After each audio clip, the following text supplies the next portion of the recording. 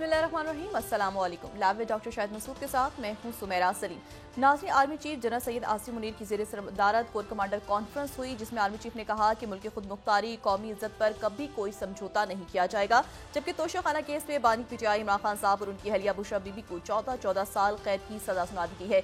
मरियम नवाज साहिबा कहती हैं कि बुशरा बीबी की गिरफ्तारी पर खुश नहीं हूँ।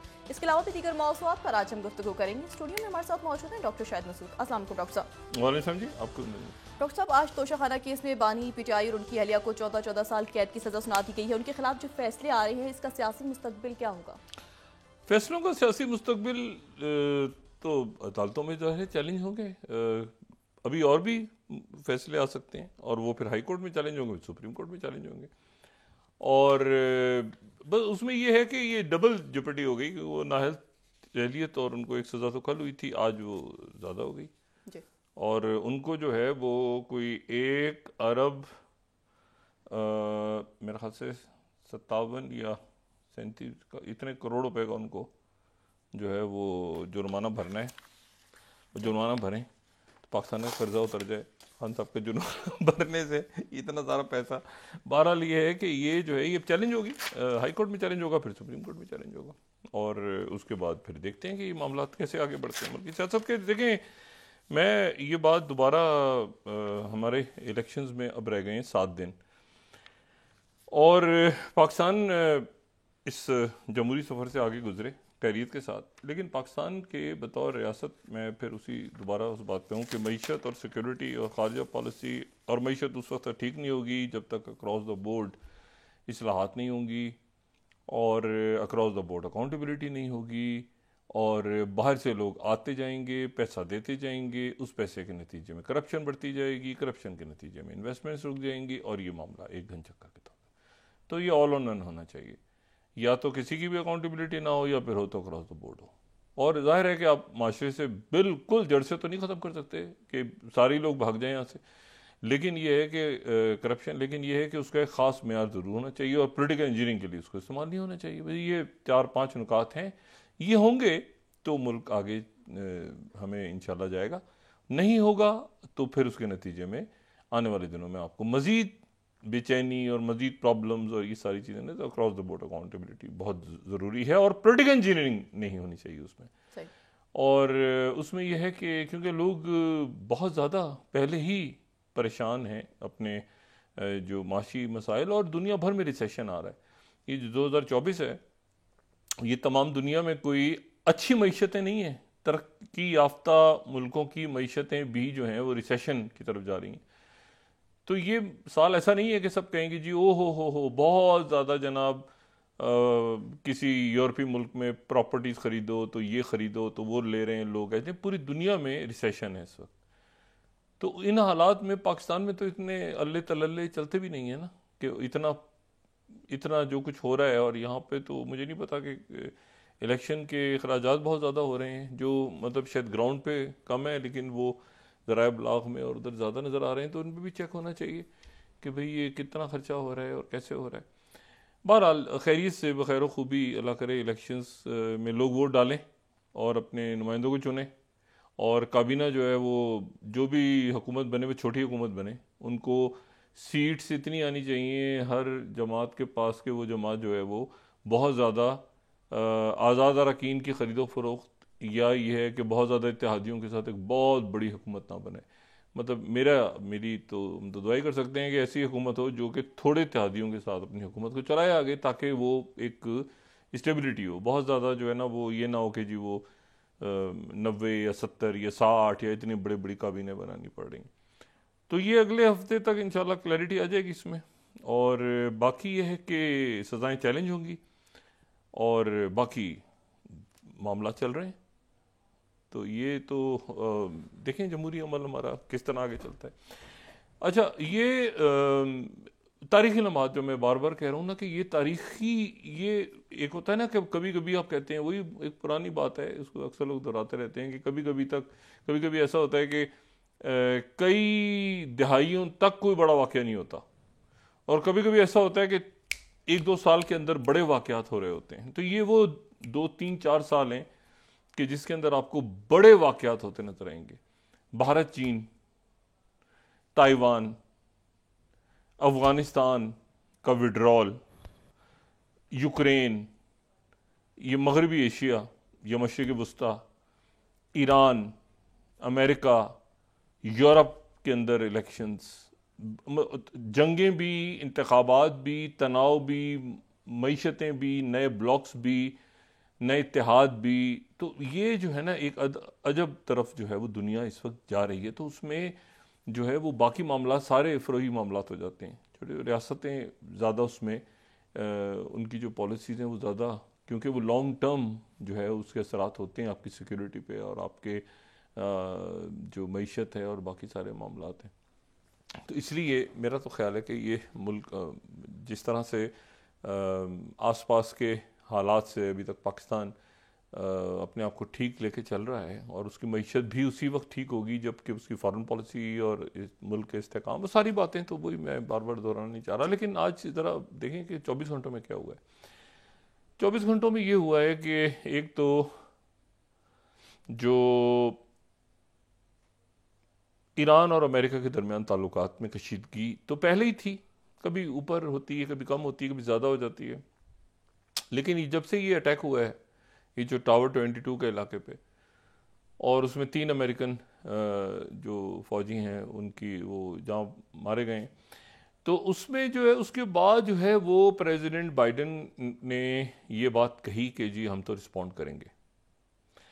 अच्छा, अब वो रिस्पॉन्ड करेंगे तो इशू ये है कि वो रिस्पॉन्ड, उन्होंने कहा कि हम रिस्पॉन्ड करेंगे। अच्छा, वहाँ पर एक ये बात भी है कि भाई देखें, पाकिस्तान के साथ मामला हुआ था तो पाकिस्तान ने रिस्पॉन्ड किया फौरी तौर पे। ये पाकिस्तान का बाकायदा जिक्र हो रहा है ये जो पिछले दिनों कशीदगी, और फिर उसके बाद जाहिर है कि वो उनके वज़ीर ख़ारजा आए, फिर सफ़ीर वापस गए, हमारा बरादर मुल्क है।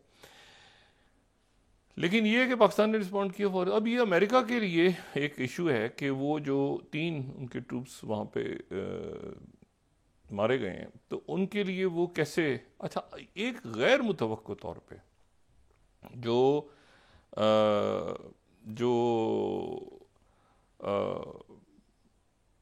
कताइब हिज़्बुल्लाह है, जो कि वो हिज़्बुल्लाह जो कि इराक में फ़ाल है। अच्छा, ये उन्होंने ये कहा है कि हम जो है वो तमाम अपने ऑपरेशंस को बंद कर रहे हैं। ये बड़ा गैर, मतलब इसको यानी गैर मामूली उनकी तरफ से ऐलान हुआ है कि हम तमाम जो अपने ऑपरेशंस हैं उनको हम इराक में जो अमेरिका के ख़िलाफ़, तो उनको हम बंद कर रहे हैं। और ये जो है अलमदाइन टीवी जो ज़ाहिर है कि इराक में जो ईरान की साइड पे जो है उनका मौका पेश करता है, तो ये अलमदाइन टीवी ने ये कहा कि Iraqi Hezbollah suspends operation against United States और our brothers in the axis of resistance जो है specially in Iran do not know the specifics of our jihadist work and they have repeatedly declare opposition to our escalation against US forces in Iraq and Syria. अच्छा, यानी Iran ने तो पहले भी अपने आप को डिस्टेंस किया था इस वाक़े से, उन्होंने तरदीद की थी कि हमारा ये इस वाक़े से ताल्लुक़ नहीं है, लेकिन अब इन्होंने कताइब हिज़्बुल्लाह ने कर दिया। कताइब हिज़्बुल्लाह के बारे में मैं आपको सिर्फ एक बात ये बताऊं कि ये जो है इसका हिज़्बुल्लाह से कोई ताल्लुक़, जो लिबनान की हिज़्बुल्लाह सैयद हसन नसरुल्लाह वाली से इसका कोई ताल्लुक़ नहीं है। नाम बज़ाहिर ऐसे लगता है कि ये जैसे जो लिबनान की हिज़्बुल्लाह है उसके साथ ताल्लुक़ है, उसके साथ इसका ताल्लुक़ नहीं है कताइब हिज़्बुल्लाह का। इसके जो इसको जो कायम किया था कताइब हिज़्बुल्लाह को, ये कायम किया था जमाल जाफ़र इब्राहीम, जमाल जाफ़र इब्राहीम। अच्छा, जो जमाल जाफ़र इब्राहीम है वो 2003 से तकरीबन ये बहुत फ़ाल है इराक में, ठीक है। और ये जो जमाल जाफ़र रहीम है, इनको दुनिया जानती है अबू मेहदी अल मुहंदस के नाम से। ये वो अबू मेहदी मुहंदस हैं जो कासिम सुलेमान, जनरल कासिम सुलेमानी के साथ जो बगदाद एयरपोर्ट के बाहर जो ड्रोन अटैक हुआ था, तो उसमें ये साथ थे जनरल कासिम सुलेमानी के। तो ये जो अबू मेहदी मुहंदस हैं जो उनके साथ थे, जो कि उसी में जो हिट हुए साथ उनके, तो अबू मेहदी मुहंदस उनकी कुनियत है, ठीक है ना। उनका जो नाम है वो जमाल जाफर रहीम। तो जमाल जाफर रहीम जो हैं उन्होंने ये बनाई थी। सही। अच्छा, ये उससे पहले, अच्छा ये इराक और ईरान दोनों के ये नेशनल रहे, दोनों की इनके पास शरीयत थी। और ये जो है ये बड़ी यानी आप समझें कि ईरान इराक वॉर में इनका बहुत फाल किरदार था। और ये जो हैं ये बहुत यानी आप समझें कि यानी अमेरिकन जब आए 2003 में इराक में, तो बहुत ज़्यादा उनके ख़िलाफ़ जो कार्रवाइयाँ हुई अमेरिकन के ख़िलाफ़, उसमें ये बहुत इनका कलीदी किरदार था। और इनकी जो इनके ताल्लुक़ इनका बसरा से था। ये बसरा में इराक में पैदा हुए, लेकिन इनके वालिद जो हैं वो इराक के थे, वालदा इनकी ईरान की थी। तो ये बहरहाल बड़े, और फिर उसके बाद ये इंजीनियरिंग इन्होंने चूँकि की तो इसलिए फिर मुहंदिस भी इनको इनके नाम के साथ लगा। लेकिन मेरा सिर्फ कहना ये है कि, और फिर सद्दाम हुसैन के दौर में जो है ये बहुत ज़्यादा ये फ़ाल, एक बहुत फ़ाल जमात थी दावा पार्टी, दावा जमात यानी जो है वो हरकत दावा अल इस्लामिया, तो उससे ये वाबस्ता हो गए थे पहले और सद्दाम हुसैन के दौर में। और ये जो हरकतुल दावा इस्लामिया है, ये जो है ये इसमें मोहम्मद बाकिर सदर जो कि मुक्तदा सदर के सुसर और सादिक सदर और इमाम मूसा सदर जो कि उनके जो है वो कज़न, वो भी इस दावा जमात में थे। और ये जो जमात है ये बहुत फ़ाल रही, क्योंकि जब अहले तशय्युअ के ऊपर मज़ालिम ढाए जा रहे थे सद्दाम हुसैन की तरफ से, तो ये जमात एक्टिव हुई। फिर उसके बाद ये जमात ज़ाहिर है कि कुछ लोग लिबनान चले गए, कुछ लोग इधर, तो ये जो ईरान के साथ इनका बड़ा एक करीबी, अब ये जो है ये वहाँ पर फ़ाल रहे। और बल्कि बड़ी अजीब सी सूरत ये बन गई कि वहाँ पर ना सिर्फ ये कि फ़ाल रहे, बल्कि वहाँ पर जब 2003 के बाद अमेरिकन आए वहाँ पे और नई हुकूमत बन गई 2005 में, तो ये जो है ये वहाँ पर इब्राहिम जाफरी जो वज़ीर आज़म थे, ये उनके मुशीर बन गए। ये मुशीर बन गए। अच्छा, अमेरिकन को वांटेड थे, ये मुशीर बन गए। कुछ दिनों के बाद अमेरिकन ने कहा ये जो, अच्छा वो अमेरिकन मिल रहे हैं, सलाम तो हो रही है, ये क्या हाल है, कैसे? अमेरिकन ने कहा ये तो वही नहीं है जो हमारी फौजों पे हमला करते रहते, तो ये जो है, और ये वही नहीं है जो कि जिन्हें कोयत के शाही ख़ानदान के एक शख्स के ऊपर भी अटैक में ये मुलविस थे, और ये वही तो नहीं जिन्होंने फ्रांस और अमेरिकन सफारत खानों पे जो हमले होते रहे माजी में, उसमें ये मुलविस थे। तो ये पता चला, तो ये जब खबर मिली तो ये वहाँ से इन्होंने रिज़ाइन किए, निकल गए। तो ये जो है ना, ये अब अमेरिका ने फिर इनको हिट किया 2020 में जो हुआ था 3 जनवरी 2020 जनरल कासिम सुलेमानी के साथ। तो ये कतायब हिजबुल्लाह है। अच्छा, अब जो कतायब हिजबुल्लाह है उसका ताल्लुक हिजबुल्लाह से नहीं है, ये ध्यान में रखें। तो ये अलग से ये अपने जो फैसले हैं, अच्छा अब इन्होंने जो आज ऐलान हुआ तो उसमें इन्होंने कहा कि ईरान से अलग हम फैसले करते हैं। ये जो फैसला हुआ था कि अमेरिका के ऊपर हिट करना है, इन्होंने कोई, आप समझे ना कि कोई 106 हमले हुए हैं अमेरिकन बेसिस पे, अमेरिकन जो मौजूद हैं मिडल ईस्ट के अंदर, और ये गजा जंग के दौरान। तो लेकिन ये कि वो हमेशा होता था, वो एयर डिफेंस वहाँ से एक्टिव होती थी, वो इधर उधर, लेकिन ये पहली दफ़ा डेथ्स हो गई। अब जनाब ये हुआ कि इन्होंने ऐलान कर दिया कि भाई हमारा तो, पहली बात तो ये कि ईरान ने हमसे कहा है और इराक ने कहा है। इराक काफ़ी अरसे से वहाँ पे जो उनके वज़ीर आज़म है जो शेख सुदानी हैं, उन्होंने काफ़ी दफ़ा ये कहा कि ये अपनी कार्रवाइयाँ बंद करें, क्योंकि इनसे पूछते थे कि भाई आप कर रहे हैं, तो कहते थे हम नहीं कर रहे, तो ये कर रहे हैं। तो वो बहरहाल बहुत सारे ग्रुप्स, अभी इराक इतना स्टेबल नहीं है पोलिटिकली, वहाँ पर मुख्तलिफ ग्रुप एक्टिव हैं। तो ज़ाहिर है उनके वज़ीर आज़म के लिए भी बड़ा मसला कि भाई किसको रोकें, क्या करें। वो एक मुश्किल, एक मशरिक़ वस्ता डिस्टेबलाइज है अभी भी। सीरिया में बशार अल असद के लिए बड़ा मुश्किल है संभाल के लेके चलना। मतलब मुल्क इस वक्त अपने आप को संभाल रहे हैं, रियासतें संभाल रही हैं, जो मैंने बात की ना, उनके बड़े इश्यूज़ हैं। तो उसमें यह है कि बहरहाल ये अब उनकी तरफ से, ईरान ने भी कहा कि भाई हमारी तरफ से तो ये हमने तो नहीं करवाया, इन्होंने भी कह दिया हमने नहीं करवाया। अब वो उधर बाइडेन साहब ऐलान कर चुके थे पहले ही कि हम तो बदला लेंगे, या हम तो रिस्पॉन्ड करेंगे, बदला तो नहीं, हम रिस्पॉन्ड करेंगे। तो अब जो है वो कहीं रशिया और चाइना की तरफ से और बाकी अरब मुल्कों की तरफ से ये मैसेज जा रहा है कि भाई आप ज़रा होल्ड करें। उसकी वजह यह है कि इस वक्त आप रिस्पॉन्ड करेंगे तो उसके नतीजे में ये जो मामलात हैं मज़ीद ख़राब हो जाएंगे, ठीक है। और स्पॉयलर्स दरमियान में हैं, ख़ास तौर पे वो स्पॉयलर जो कि इस वक्त इसराइल में मौजूद हैं और जो दाएं बाजू की हुकूमत वहाँ मौजूद है। वो चाहते हैं कि ये मामलात किसी और तरफ निकल जाएं और वो जो फ़लस्तीनी रियासत की तरफ मामलात बढ़ रहे हैं आगे, वो बढ़ते बढ़ते रुक जाएं। तो मेरा ख्याल है कि जिस तरह लॉर्ड डेविड कैमरॉन इस वक्त जो हैं वो कैमरॉन इस वक्त मौजूद हैं, उन्होंने मस्कत का दौरा किया है और मस्कत का दौरा उन्होंने किया और यकीनन जो ओमान का दौरा किया उन्होंने, तो वहाँ पर जो है वो ओमान के दौरे में उन्होंने हुतीस के ख़िलाफ़ यानी ख़िलाफ़ तो नहीं, उन्होंने कहा है कि हुतीस को कहा जाए कि वो बहर हमर में हमले रोकें। हुतीज़ जो हैं वो उस वक्त तक नहीं रुकेंगे जब तक गज़ा का मामला सामने नहीं आ जाता, जंगबंदी नहीं हो जाती। और हुतीज़ ने आज भी एक अमेरिकन वारशिप के ऊपर अटैक किया है और वो अमेरिकन वारशिप ने वो मिसाइल गिरा दी हैं उनके अपने डिफेंस सिस्टम से। लेकिन इसमें इशू ये है, तो मेरा अपना ख्याल है कि अमेरिका इस पे शायद या तो कोई महदूद सी कार्रवाई करे या ईरान की तरफ से कहा गया है कि हम पे अगर कार्रवाई की गई तो फिर हम जवाब देंगे भरपूर अमेरिका को। तो वो ये शायद मामला आगे ना जाए, क्योंकि अमेरिका इस वक्त जो है वो बहुत ज़्यादा इस वक्त कोशिश कर रहा है कि किसी तरह से उस गड़बड़ से अपने आप को निकाले जो गड़बड़ जो है वो इस वक्त गज़ा के ऊपर उसकी पॉलिसीज़ के नतीजे में पैदा हो गई है। 27,000 से सरकारी तौर पे आज शहादतें जो हैं वो ज़्यादा हो गई हैं। आज मैं ये देख रहा था कोर कमांडर्स का जो आज एलामिया आया है उसमें दो बातें मेरे लिए बड़ी अहम है। पहली बात तो ये है कि फिर कश्मीर के साथ दोबारा फ़लस्तीनियों का जिक्र है, फ़लस्तीन का जिक्र है। और दूसरा जो है फिर माफियाज का जिक्र भी है कि शुगर और ये वो माफियाज के ऊपर हाथ डालने वाली बात। तो हम तो यही कहते हैं सारी माफियाज को पकड़ें एक ही दफ़ा, उनको जो है वो पकड़ के उनको मुल्क के आगे जाना चाहिए।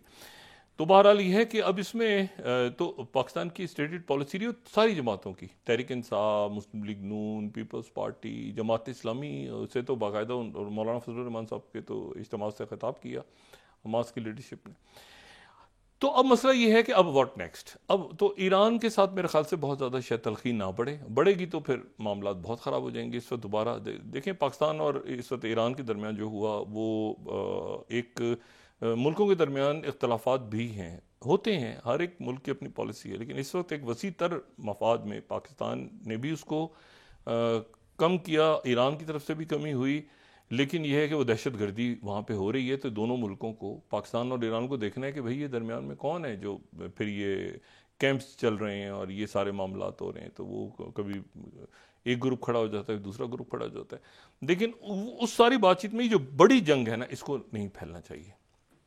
और ये अच्छा हुआ कि दोनों मुल्कों के दरमियान मामलात जो है ज़रा बेहतर हुए। अच्छा, इसमें अब नेतन्याहू का क्या बनेगा, ये एक बड़ा मसला हो गया कि नेतन्याहू जो है, देखें आज या कल किसी वक्त भी जो है वो इस्माइल हनिया पहुंच जाएंगे मिस्र, और मिस्र वो पहुंच जाएंगे और यहाँ पर ये सूरत हाल हो गई है कि अब आहिस्ता आहिस्ता जो है ये इसराइल के अंदर भी तो बहुत ज़्यादा हसास मौजू है ना, ये बहुत सेंसिटिव, इंतहाई सेंसिटिव है कि भाई मतलब क्या, मतलब इसराइल का सौदा कर दिया आपने, इसराइल को भेज दिया। नेतन्याहू के लिए बहुत बड़ा मसला। तो नेतन्याहू जो हैं वो वहाँ पे मुसलसल ये कह रहे हैं कि सवाल ही पैदा नहीं होता, हम तो जंग जारी रखेंगे, हम तो ये कर देंगे, हम तो ये कर देंगे। लेकिन ये कि अमेरिका ने उनको इस वक्त पकड़ा हुआ है कि दो रियासती सोल्यूशन की तरफ आपने बढ़ना ही बढ़ना है।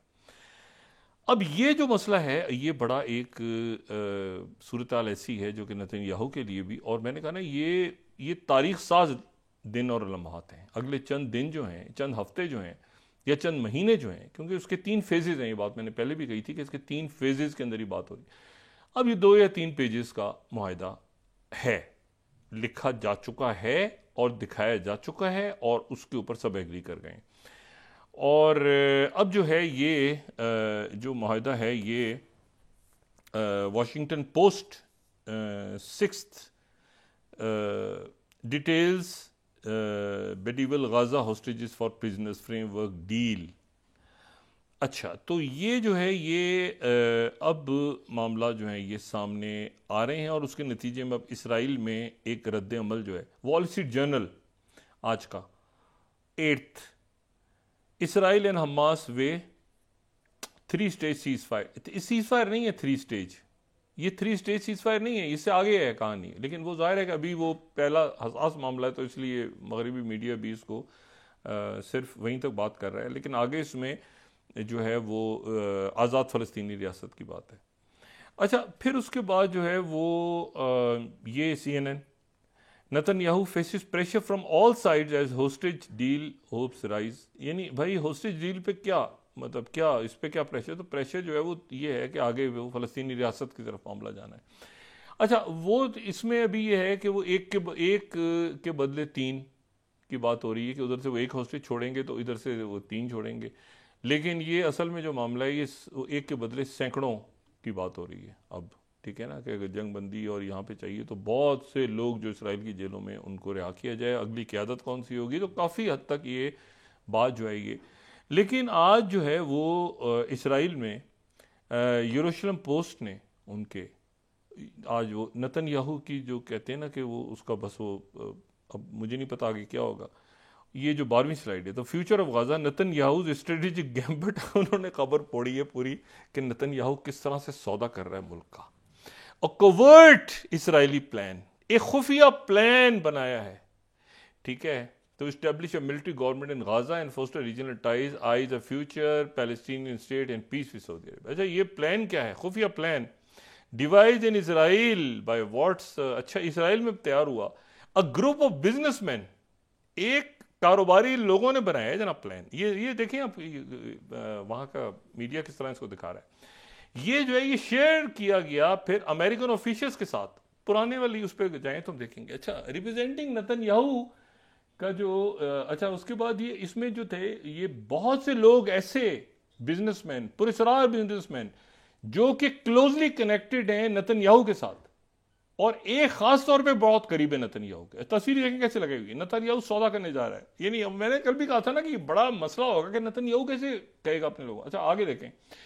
उसके बाद कहते हैं कि नेतन्याहू का जो ट्रायल बैलून है, ये जो इनिशिएटिव है ये American led comprehensive Middle East settlements effort spanning Gaza, Palestinian Authority, Saudi Arabia, although Netanyahu is not directly involved, खुद नहीं है वो इसमें, लेकिन वो क्या करता है कि उसने रॉन दर्मर को आगे किया हुआ है और वो ऐसे आइडियाज़ के लिए, और उसके बाद वो बिजनेसमैन, कारोबारी शख्सियात के जरिए ये मामला को आगे बढ़ा रहा है। अच्छा जी, फिर उसके बाद क्या कहता है जी जेरूशलम पोस्ट, वो कहता है ये बड़ा इंपॉर्टेंट है कि ये जो है plan is a part of broader strategy for the day after.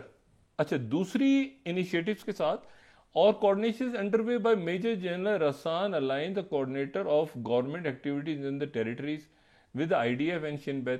अच्छा, is developing their respective plans. अच्छा, वो प्लान्स क्या है भाई, ये अभी आहिस्ता आहिस्ता यहाँ का मीडिया खुलेगा। अप्रोच टिमे वाइज, नेतन्याहू का तरीका बिल्कुल यही रहा है हमेशा कि कई वो अपने नुमाइंदे ले आते हैं सामने, parallel missions why himself remains non committal, खुद बात नहीं करते और दूसरे लोग आगे करते हैं। ये businessman scheme is prime plan Netanyahu considers yet from a safe distance, ठीक है ना, टिपिकल ऑफ स्टाइल, खुद पीछे हटो बच्चों रखो और दूसरों को आगे कर दो।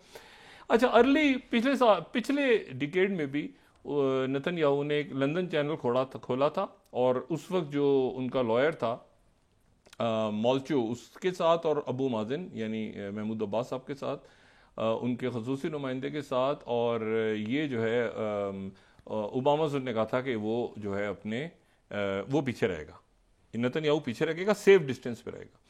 अब यहाँ पर जो है ये सवाल पैदा हो रहा है, ये बाद में पता चला था कि ये जो बात हो रही थी जिसमें सेक्रेटरी स्टेट जॉन कैरी भी थे, ये बात हो रही थी प्रपोजल इजराइल एग्रीड टू, यानी एक पैलेस्टीनियन स्टेट के लिए, a detail American proposal for a Palestinian state, a proposal Israel agreed to while Abu Mazen has yet to respond.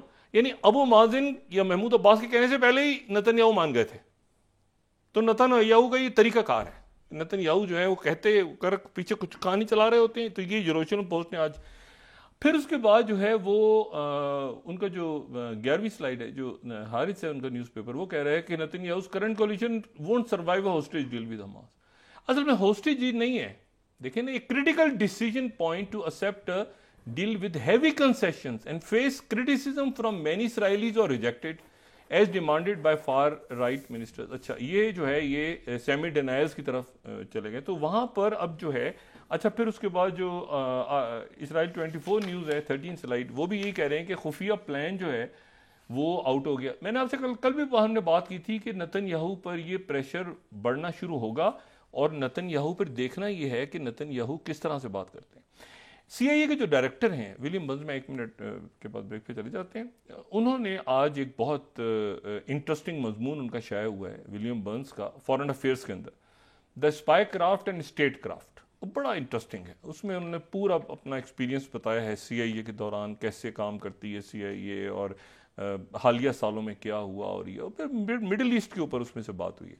तो वो जो मिडिल ईस्ट के ऊपर उनकी बात हुई है, विलियम बर्न्स ने जो लिखा है, तो वो कह रहे हैं कि मैंने कई साल गुजारे और गजा भी देखा, जो ह्यूमैनिटेरियन एड्स थी फलस्तीनियों की वो भी देखी, हॉस्टेजेस को भी रिलीज करवाया बहुत इतने सालों में, क्योंकि ये डिप्लोमेटिक कोर के हैं ना, तो इन्होंने डिप्लोमेटिक भी सारा बताया। फिर उसके बाद कॉन्फ्लिक्ट को कैसे होता है और गजा, ये सारा, और फिर उसके बाद जो है hope for a durable peace that ensure Israel security as well as Palestinian statehood. अच्छा, तो ये जो है अब इन्होंने भी फलस्तीनी रियासत की बात की, तो ये जो है ये, लेकिन उसके साथ ही कह रहे हैं कि ये जो नॉर्मलाइजेशन हो बाकी मुल्कों के साथ, लेकिन फलस्तीनी रियासत बने। तो ये जो है अब ये बड़ी अब यानी बात डिस्कस हो रही है, ओपन सीक्रेट हो गया। और ये जो है इसमें अब देखना ये है कि ये अब, क्योंकि 3 तारीख से सेक्रेटरी ब्लिंकन आ रहे हैं इसराइल, और इस दौरान जो है वो ये आज या कल में या रात में या कल किसी वक्त इस्माइल हानिया पहुंच जाएंगे मिस्र, और वहाँ पर वो जो है वो बातचीत बढ़ेगी आगे, और ये सेक्रेटरी ब्लिंकन इंश्योर करवाएंगे अपने सामने। लेकिन मैंने कहा ना, इसमें बहुत से अभी ये क्लियर नहीं है कि क्या नेतन्याहू ही ऐलान करेंगे ये, या ये ऐलान जो इनकी हुकूमत गिर जाएगी और कोई और ऐलान करेगा, क्योंकि इसका जो यानी, और वो जो 27,000 शहीद हुए हैं लोग, उनका क्या बनेगा उनका, और ये जो कत्ले आम का जो मुकदमा है उसका क्या बनेगा, जो कि शुरू हो चुका है वहां पे। ठीक है डॉक्टर साहब, तो ये अभी चीजें हैं जो तय नहीं हुई अभी तक। इसके ऊपर जो है ये अभी काफी इसमें इफ्स एंड बट्स हैं, लेकिन नेतन्याहू जो है वो फलस्तीनी रियासत और उसके साथ ही एक लंबा सीज फायर जो 6 हफ्तों का या 8 हफ्तों का होगा, और ये जो ये 2 या 3 सफ़ात पे मुश्तमिल एक मुआहदा है जो लिखा जा चुका है, जिसपे नेतन्याहू एग्री कर गए और बड़ी हद तक उस पर हमास भी एग्री कर गई है। जी डॉक्टर साहब, ठीक है, ब्रेक के बाद डिस्कस करते हैं। नाज़रीन वापस आते हैं छोटे से ब्रेक के बाद।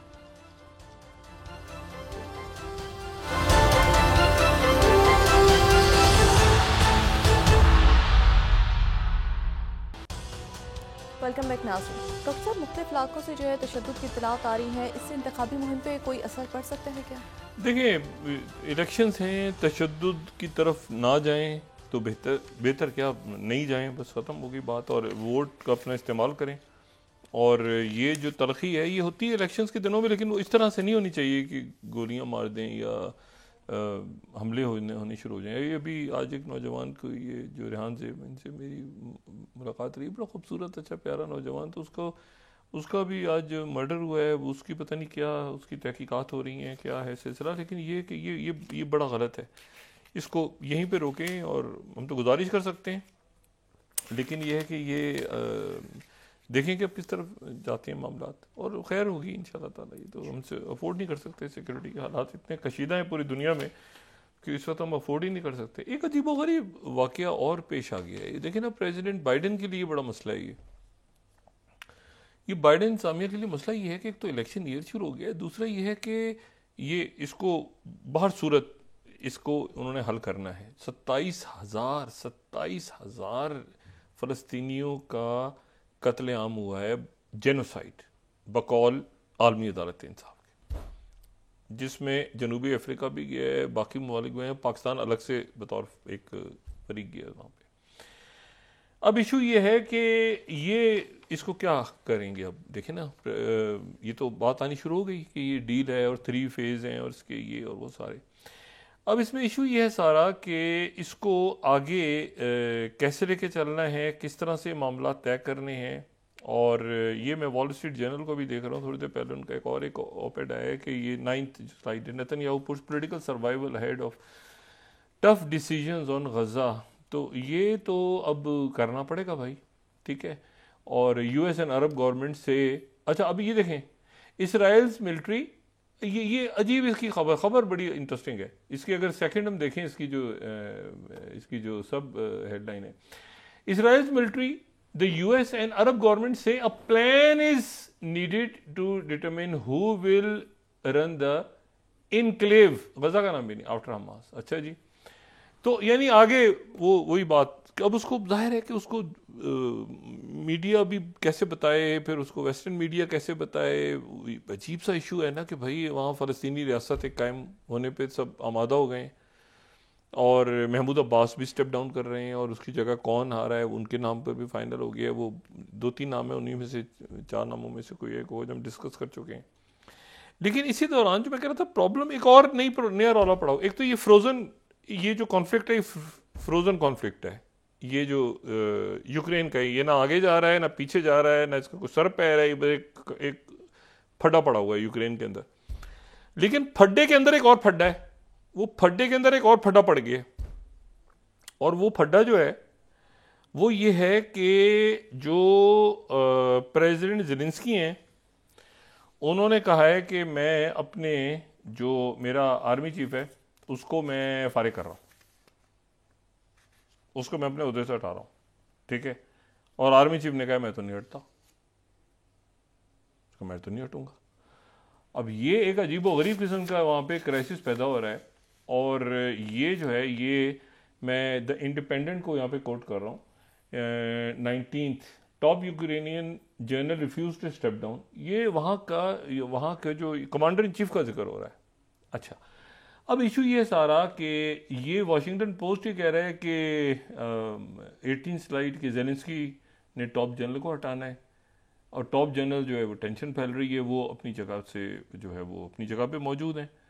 और इकोनॉमिस्ट इसको कह रहे थे feud between Ukraine president and army chief boils over, ये न्यामा क्राइसिस। अच्छा, ये जो आर्मी चीफ हैं, उनके जो कमांडर इन चीफ हैं यूक्रेन के, वो यूक्रेन के अवाम जो है वहाँ के, ये वेलेरी ज़ेलेंस्की, अगर मैं इसको माजरत के मैं गलत, इज अबाउट टू फायर। अच्छा, मुतज़ाद इतलात आ रही हैं कि वो फायर कर दिया है, नहीं किया। लेकिन इशू क्या है, ये 2020 से कमांडर इन चीफ है, उससे पहले चीफ ऑफ स्टाफ थे। इनके साथ कोई 97% पॉपुलैरिटी है इनकी। 97% जो सर्वेज हैं यूक्रेन के अवाम अपनी फौज के सरबराह के साथ खड़े हैं, ज़ेलेंस्की के साथ नहीं खड़े।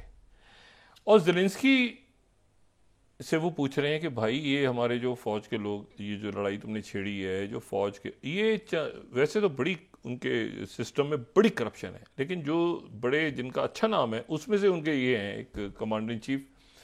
अब ये कमांडर इन चीफ की जगह दूसरा बंदा लाना चाह रहे हैं, 2 और नाम चल रहे हैं। तो इन्होंने जनाब कहा कि क्योंकि ये तहकीकात वगैरह, ये करप्शन के खिलाफ हैं काफ़ी, तो ज़ेलेंस्की ने हटाने की कोशिश की, उन्होंने कहा मैं तो नहीं हट रहा। अभी थोड़ी देर पहले खबर आ रही थी हटा दिया, फिर वो वहाँ का जो मीडिया वो कह रहे नहीं हटाया, फिर वो कह रहे हैं, इकोनॉमिस्ट कह रहे हैं हटने से इनकार, इंडिपेंडेंट कह रहे हैं हटने से इनकार कर दिए।